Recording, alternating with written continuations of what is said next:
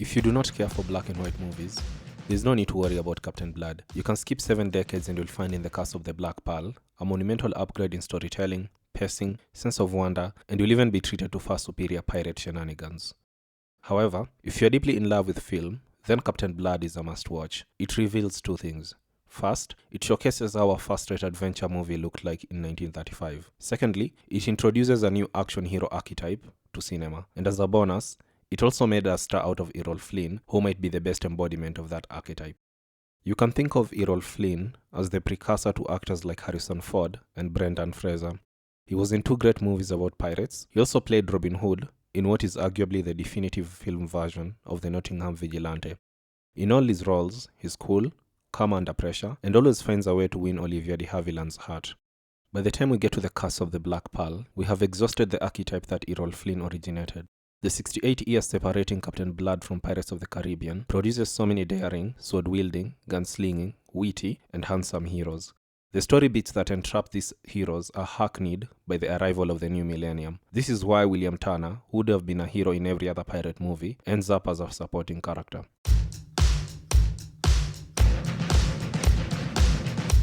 Consequently, the director of the cast of The Black Pearl is left with 2 choices: walk the beaten path or breathe new life into the action-adventure genre. He chose wisely.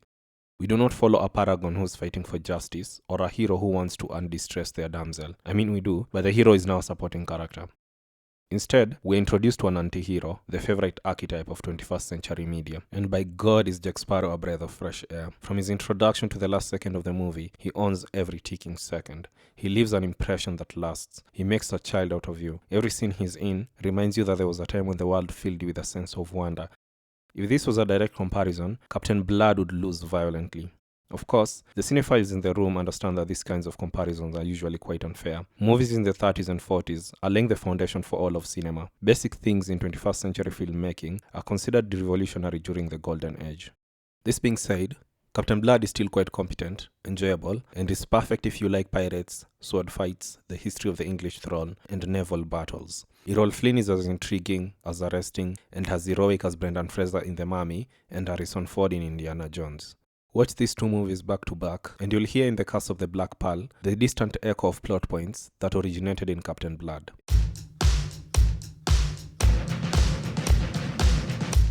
In Captain Blood, Errol Flynn plays Dr. Peter Blood. He's a doctor during the reign of King James II. He treats the wounds of a rebel, gets arrested, and is sent to Port Royal as a slave. The idea of a king enslaving Englishmen felt so far-fetched, I had to Google if it really happened. And guess what? It did. While in Port Royal, he and his fellow slaves endure so many atrocities. The arrival of Spanish privateers, who bombard Port Royal, gives him and his fellow slaves an opportunity to escape. Yes, Port Royal is the same town being bombarded by Captain Barbossa and his ragtag crew of the Black Pearl. Dr. Blood, who was already planning to escape, uses the arrival of the pirates to his advantage. He takes over their ship and becomes Captain Blood, the most feared pirate in the Caribbean. To him and his crew, piracy is freedom. It's freedom from slavery and political persecution. It's freedom from a society that's broken and a king who's too willing to turn on his people.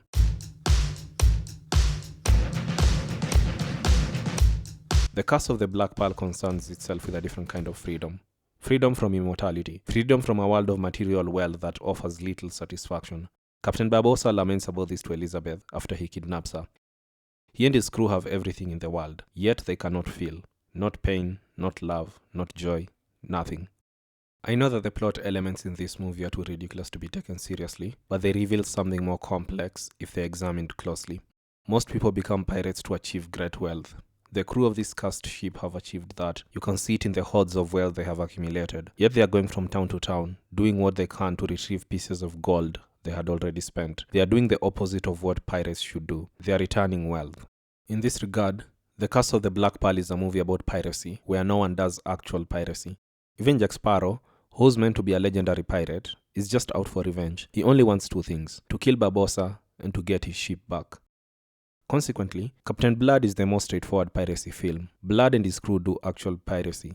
They steal, they distribute loot amongst the crew, they scare the hell out of the British Navy. In The Curse of the Black Pearl, the Royal Navy cannot be thwarted. Commodore Norrington is so confident of his capabilities, he gives the Black Pearl a full day head start at the end of the movie.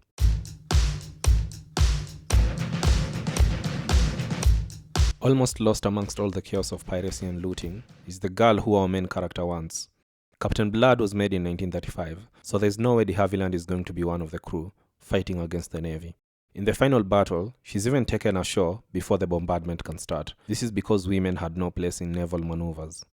Elizabeth Swann, despite being from the same era as de Havilland's character, is a bit anachronistic. She's good at naval warfare, she spends most of the movie surrounded by pirates, and in the end, she even helps Jack Sparrow escape. This is what 68 years of evolution in characterization gets you, a fun female character that plays against the type of the damsel in distress. De Havilland is the typical golden age lady, who knows her place, and makes sure that Errol Flynn knows his. Elizabeth Swann is the product of decades of complex female characters, and a movie whose plot is so outlandish, its characters so lethal, no one has the luxury to sit around and be the damsel. In fact, the only one who's a damsel in this movie is Governor Swan.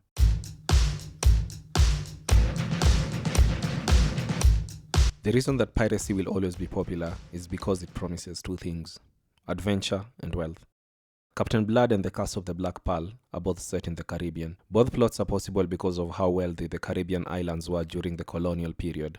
The English, French, Spanish, and Portuguese were siphoning off the riches of the New World, while the pirates were doing their best to get a slice of the pie. However, the most attractive thing about piracy, perhaps even more attractive than wealth, is the lure of the unknown. This is where Jack Sparrow tells you about an island that can only be found by those who've been there before. It's an nonsensical catch-22, but it fills you with wonder. Does such an island really exist? What else exists in this world that we are yet to see? In this regard, the Pirates of the Caribbean movies are superior. They managed to turn the globe, which was pretty much marked by the early 18th century, into something new. Captain Blood does its best, but it's in black and white and was set in 1935. This reduces the sense of wonder that the movie imparts. The vivid colors of the Curse of the Black Pearl lend realism to the supernatural adventures of Jack Sparrow, Elizabeth Swann, and Will Turner. The 21st century world has become so small. Something happens thousands of miles away, and you find out in a matter of seconds. Adventure movies like Captain Blood, Curse of the Black Pearl, Raiders of the Lost Ark, and The Mummy promise us a more mysterious world. They lure us into the unknown. They transport us to a different century, a different time period when there was true distance between people. There was still a sense of danger. There was still adventure.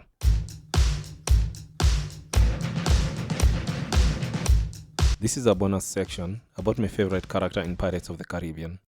The first thing I love about Barbossa is his intonation, pronunciation, and enunciation of the English language. He's wasted as a pirate. He would do so much better as a politician. The second thing I love about Barbossa, and this is the main thing, is his negotiation tactics. Multiple times throughout the movie, he outwits his opponents through semantics. Elizabeth doesn't negotiate for her own release, only the cessation of hostilities on Port Royal. Consequently, Barbossa feels that it's within his rights to kidnap her. Although regardless, she's still getting kidnapped. She claimed her name was Turner. Later on, Will Turner negotiates for Elizabeth's release, and we get this banger of a quote. Agreed to go free, but it was you who failed to specify when or where.